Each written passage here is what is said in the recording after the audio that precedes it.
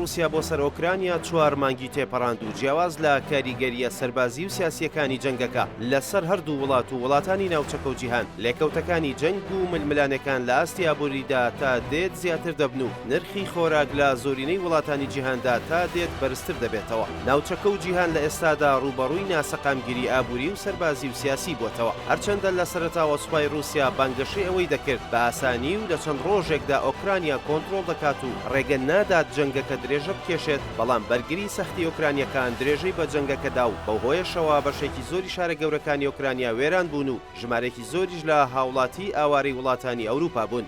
هەر لە سەرەتای دەستپێکردنی هێرشەکانی رووسیا و ئەمریکا و بەشێک لە وڵاتانی ئەوروپا بە خێرایی بە سەپاندنی چەندین سزای ئابووری بەسەریدا وەڵامی هێرشەکانی رووسیایاندایەوە. دواتریش سزاکانی رووسیا بۆ وڵاتانی ڕکابەری دەستیان پێکرد و ژمارەیەکی زۆر لە گەورە کۆمپانیا و بەرپرسانی ئەمریکا و بەریتانیا و ژمارەیەک وڵاتی ترکەوتنە لیستی سزاکانی رووسیاوە. بەردەوامی جەنگەکە وای لە هەردوو وڵات کرد هەناردەی گەنم و دانەوێڵە بۆ تەواوی جیهان ڕابگرن. لە کاتێکدا هەردوو وڵات دوو هەناردەکاری گەورەی گەنم بوون بۆ وڵاتانی دنیا و پێکەوە لە 128 گەنمی پێویستیان بۆ تەواوی جیهان هەناردە دەکرد. تەنانەت بە پێی ئاماری نەتەوە یەکگرتووەکان بە تەنیا رووسیا لە ساڵی 2020دا بە بەهای 8 ملیار دۆلار بەرهەمی گەنمی هەناردە کردووە و ئۆکرانیاش بە سەبەتەیەکی گەورەی خۆراکی بۆ وڵاتانی ناوچەکە و ئەوروپا دادەنرا.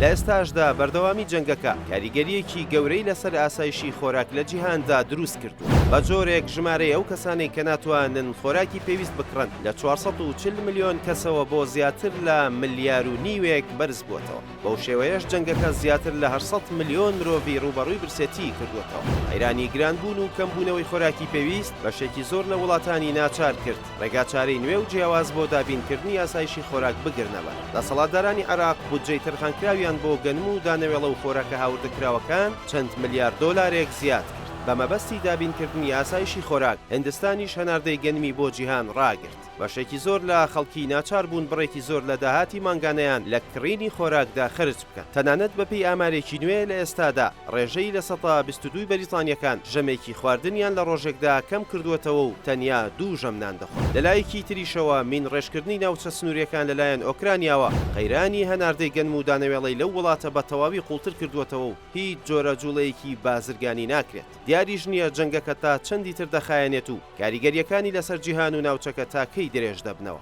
نرخی خۆراکی ڕۆژانە چی لێ دێت و ژمارەی برسی و هەژارەکان تا چەند هەڵدەکشێت.